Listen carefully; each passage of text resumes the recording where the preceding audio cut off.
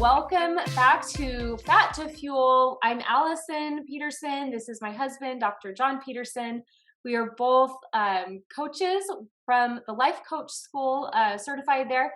And we are so happy to bring you this course, Fat to Fuel. Last week, we talked about, the topic was My Body Hates Me. Remember that? And we were focusing on teaching you about the keto diet, introducing you to lowering your blood sugar levels and what that does for weight loss and inflammation. And if you didn't get a chance to watch that video, I would highly encourage you to go back and watch it because we talk about what kind of fuel you put in your body. So if you watched it or remember, John talks about putting the wrong kind of fuel in his diesel truck and how that didn't work out very well for him.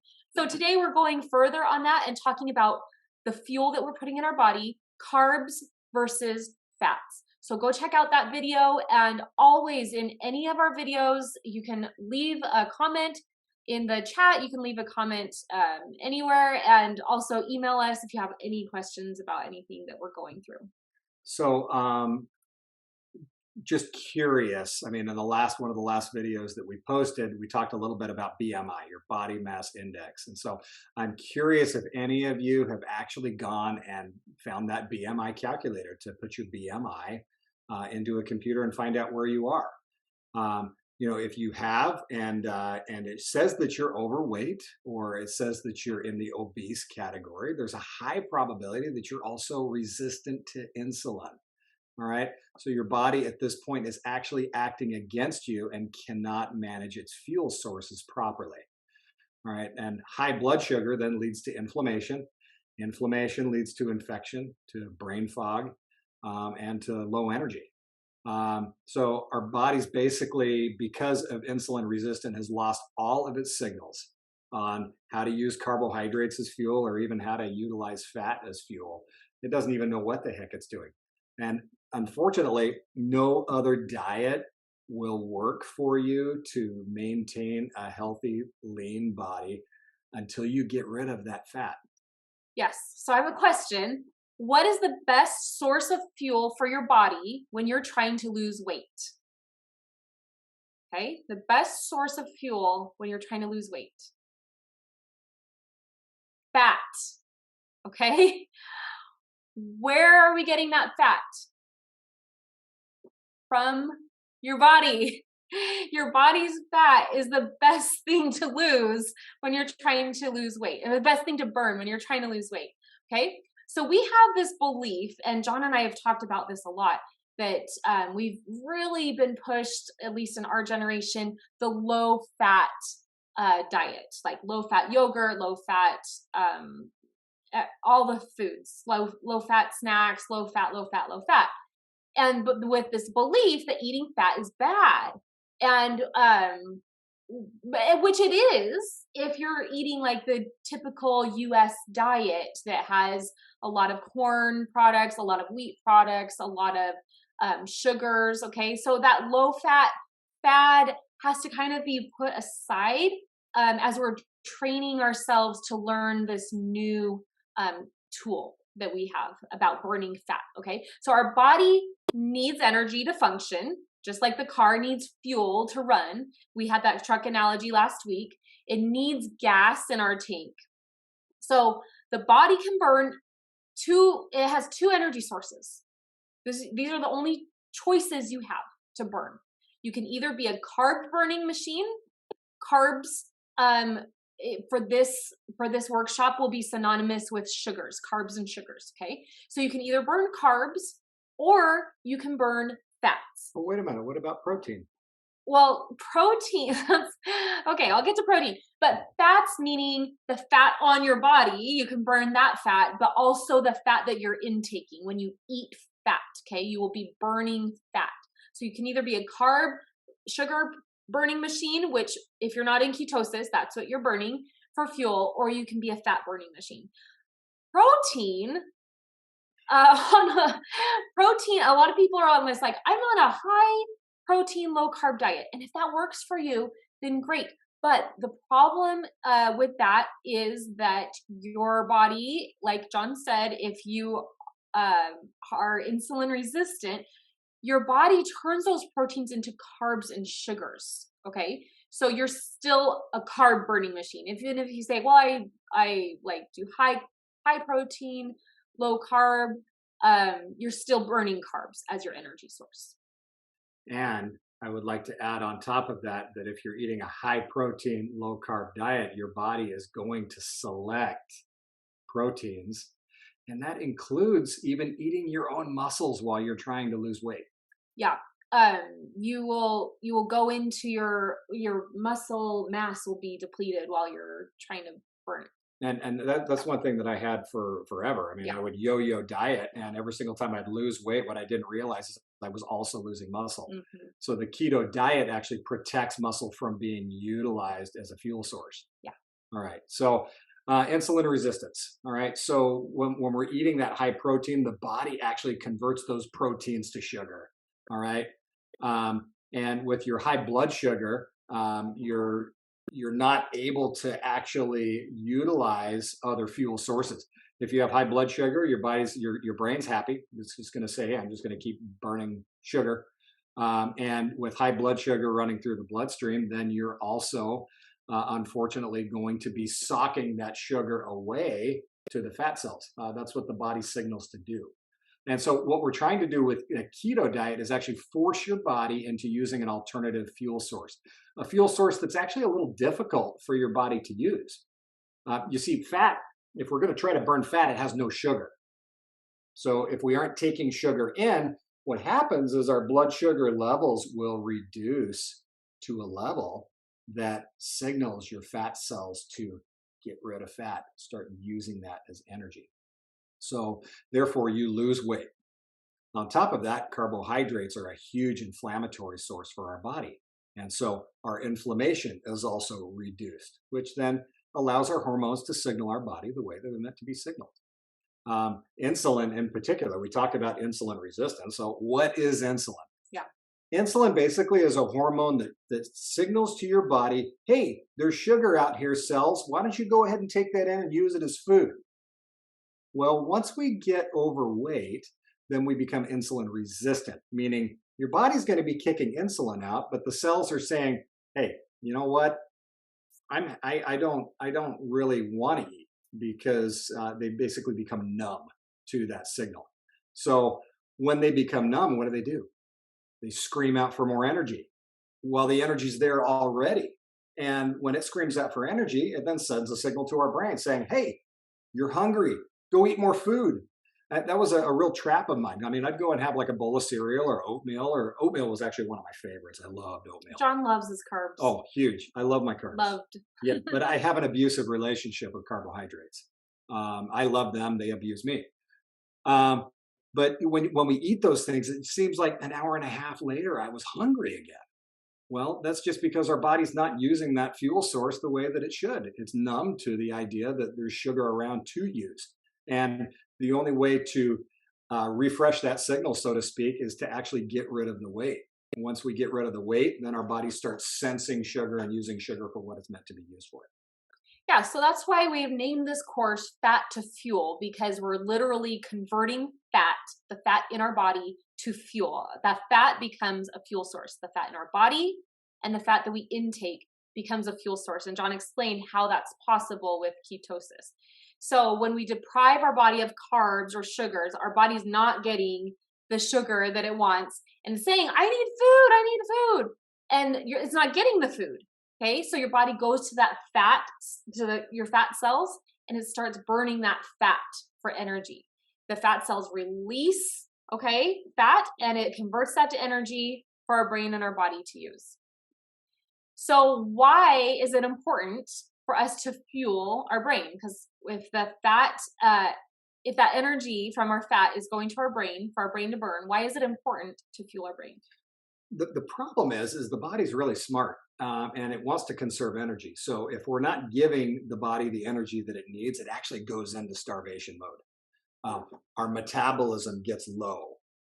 And it's not the fact that genetically anybody has a low metabolism. It's the fuel that we're feeding our body that tells us whether we have a high or low metabolism. It controls every single function in your body. It controls how every organ functions in your body.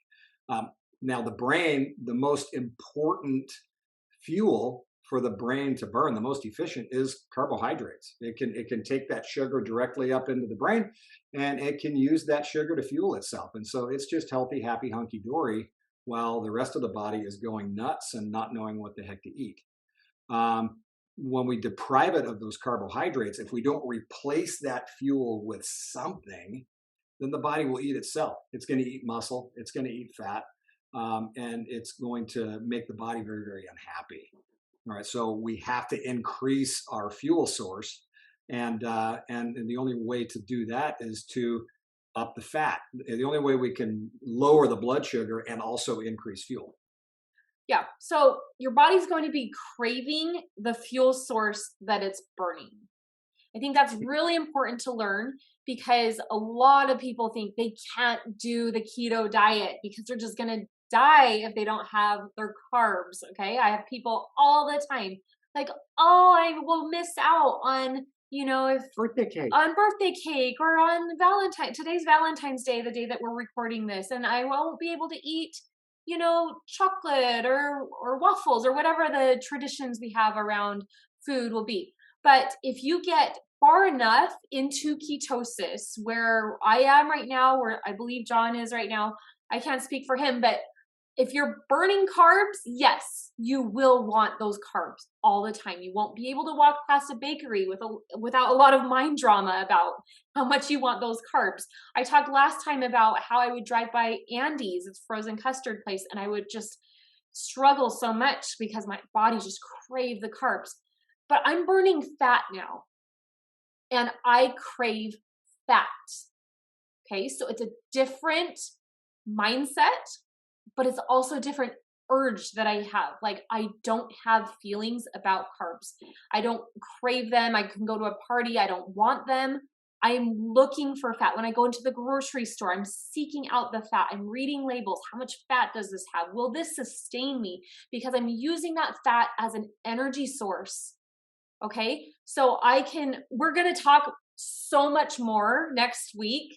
Our whole session next week is going to be talking about not having a desire for carbs and training our brain to think differently about the food that we eat, why we eat it, when we eat it, how we eat it, and everything like that. So please tune in next week. We're going to talk so much more about that because that is something that I know a lot of people are hung up on, thinking, well, I'm never going to eat carbs again.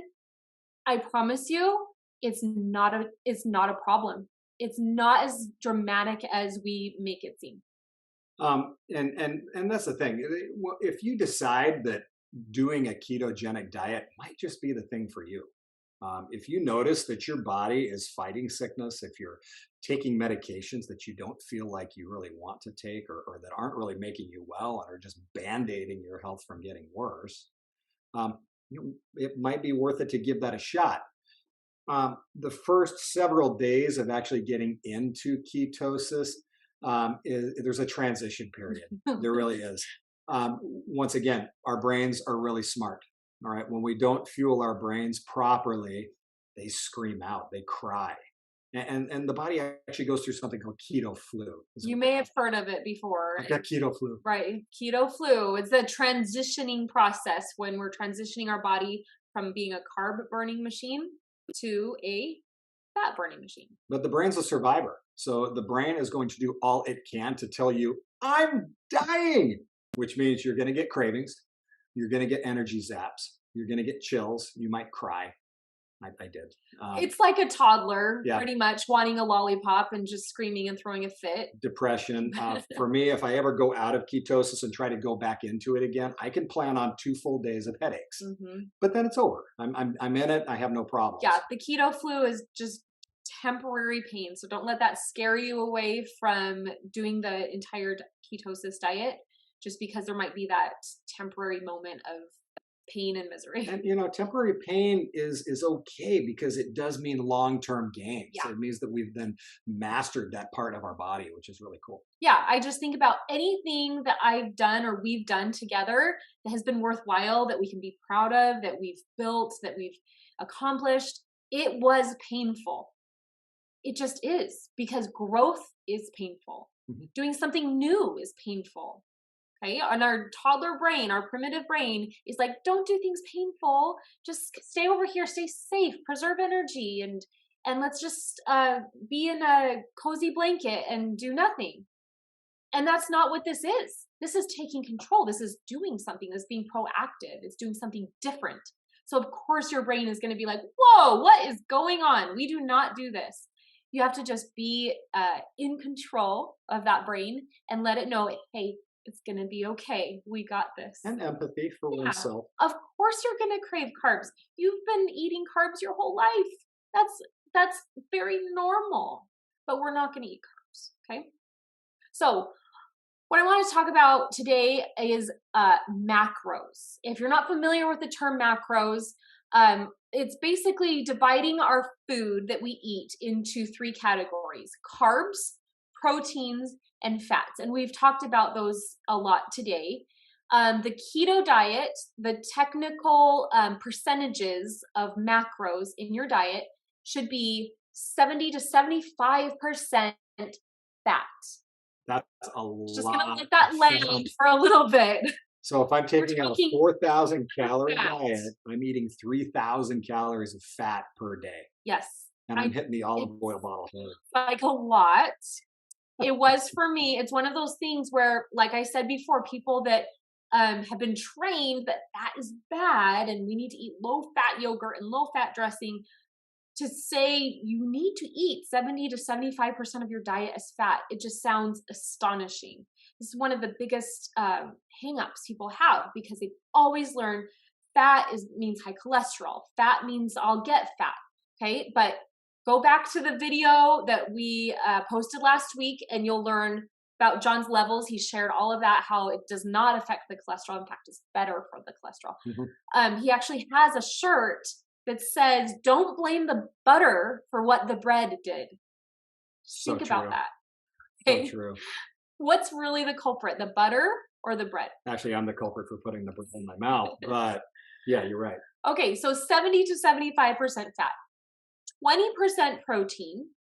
Okay, so think about that with your protein source that, yeah, it might have a lot of fat on it. You have to make sure maybe that it has more fat than what you're used to. And then 5 to 10% of your diet is carbs. So yes, you do get carbs, but it might look different than the carbs you think of, like, oh, 5 to 10% carbs. That means I get to eat one little cookie every day. Well, that cookie probably has more carbs in it than you think it does.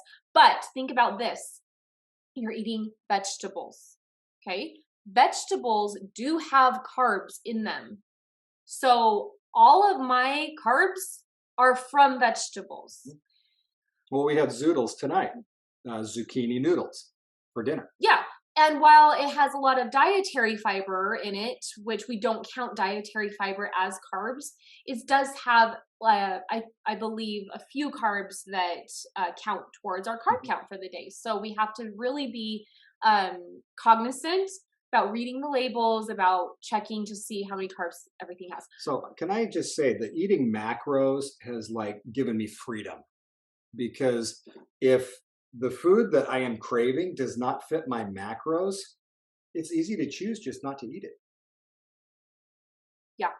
Okay, so fats that we're talking about, like when my mind like exploded about all the fat I had to eat, I'm like, what has fat? You know, the only things I could think of were like fats that had sugar with it, like donuts and milkshakes and ice cream. Okay, Brain. So yeah, so I'm just like, I'm stuck. I don't know what to eat. But we're talking butter, cream, avocado, olive oil, lots of kinds of oils, lots of kinds of nuts, egg yolks have the fat in them. Cheese, we eat a lot of cheese. And I have some people that say, oh, I can't eat dairy. You probably can't eat dairy in the presence of carbs. Yeah, that's okay? A huge thing. There's many foods that are very toxic to us if we eat them in the presence of sugar. Yes. It's not that way if you're not taking the carbs in.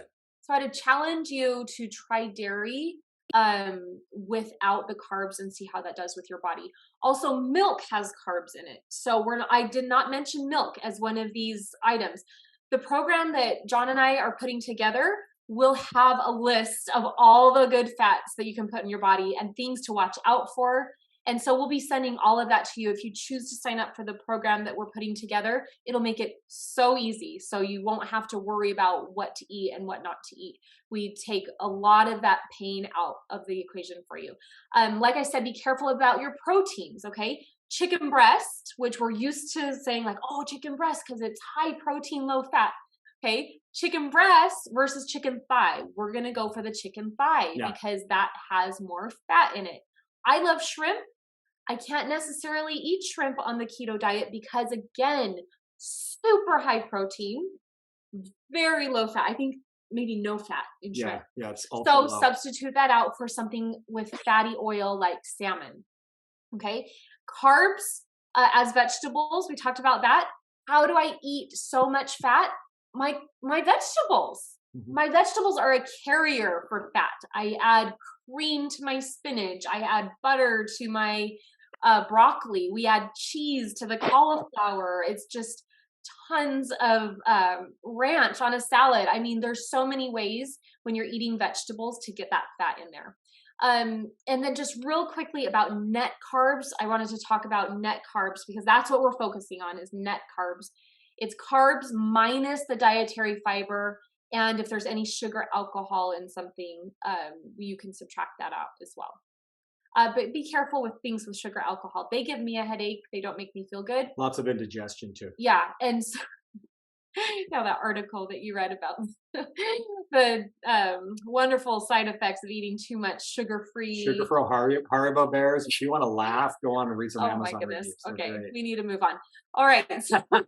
So common mistakes with the keto diet. Keep in mind, I've been doing this for years. Allison, how long has it been now? Almost a year now? Well, I started mine in June. It's coming up. Okay. All right. So almost a year. I'll fix it. Okay. So one of the common mistakes that I find with the keto diet, and what I've experienced myself, is calorie restriction. Because when we think I'm going to lose weight, the moment we think that, we're programmed automatically to let's go ahead and limit our calories. We cannot do that on the keto diet. You actually want to fuel your body. Your fuel needs that in order to actually then burn the fat. And most weight loss plans tell you to restrict calories. Well, when you do that, say goodbye to your muscle. And yeah, you're going to lose some fat along with that, and it's going to make the journey harder. So eat fat, eat fat, eat fat. Not reading labels. That's a huge one. What you'll find in the grocery store are there's lots of new processed foods you can buy that have keto friendly foods, but it's all processed junk usually. Read that label because I guarantee you they're packing in a lot of protein, thinking that fits the keto, which it does not, and also a lot of hidden carbohydrates. And so you really got to, actually, we kind of stay away from a lot of the keto processed stuff just because of that. We find it easier to actually prepare our food ourselves. But there are healthy options, and we can share those with you. Yeah. We'll share with you menu ideas, tips for shopping at the grocery store, all that sort of thing. So that, we are here to help you along the way. And you got to watch your vegetables. All right. Now, Allison loves vegetables. I'm not a huge fan. I'll eat them. But there's certain vegetables that are absolutely off limits. Potatoes, carrots.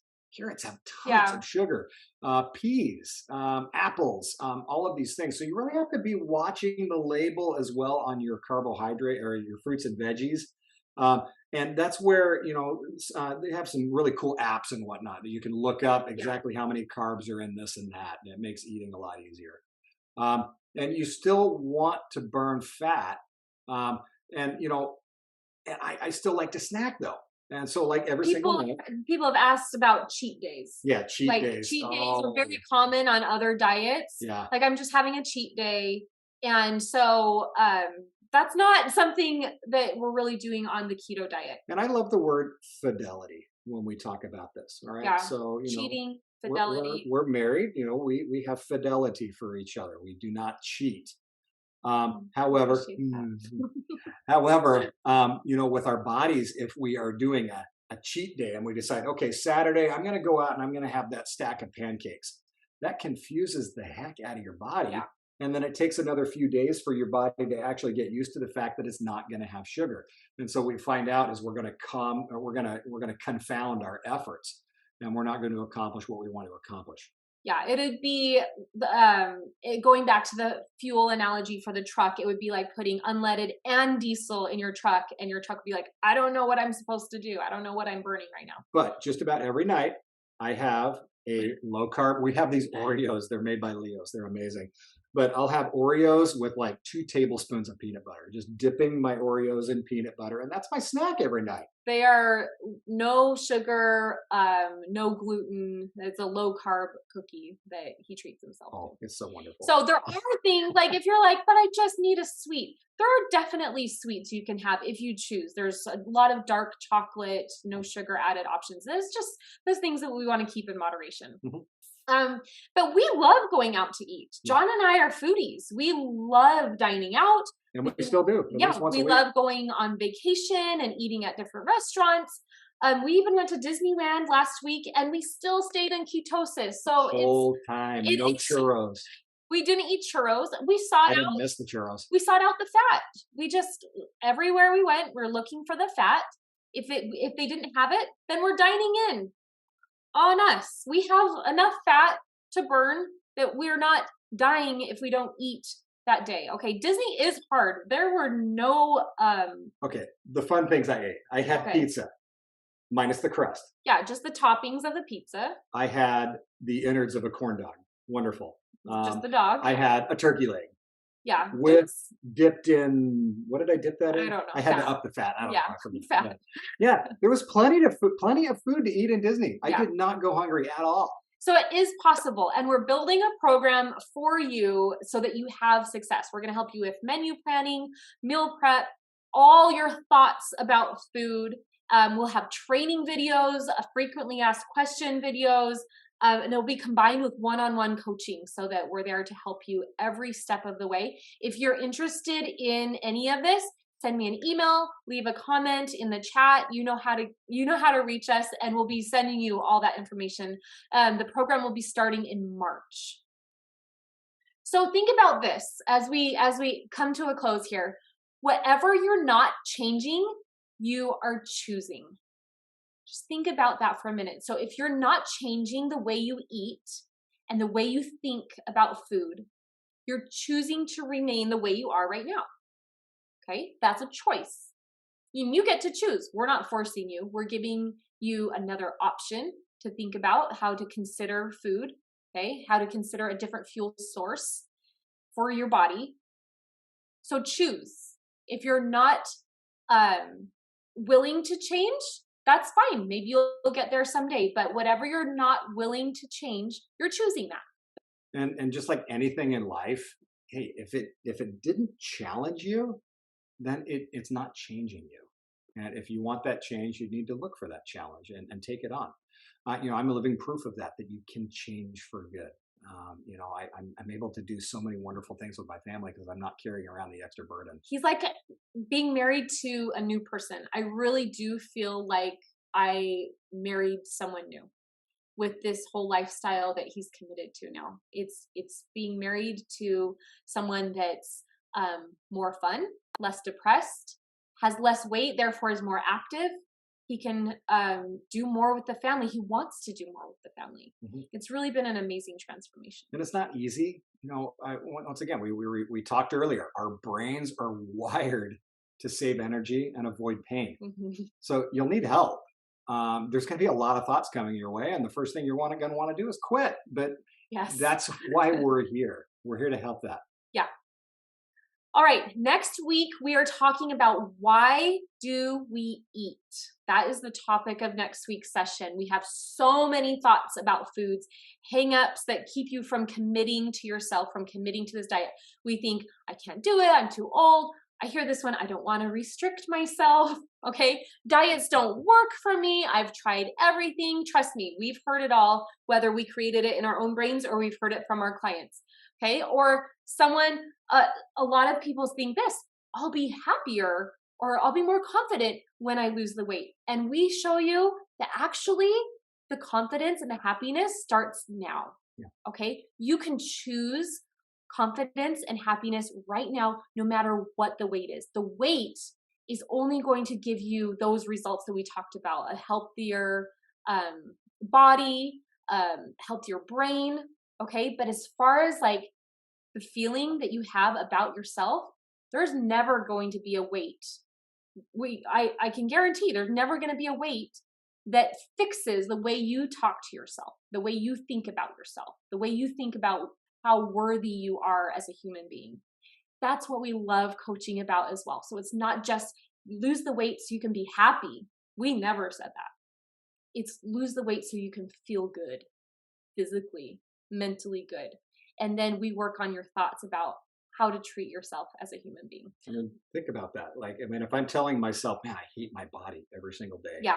We do not hate ourselves into losing weight. We love ourselves. Because I love myself so much, I want to lose weight. Anyway, we're going to talk about it next week. Tune in February 21st. Please invite your friends. If you found this helpful at all, invite your friends, invite your family. We would love to share with them. Take care, everybody. Bye.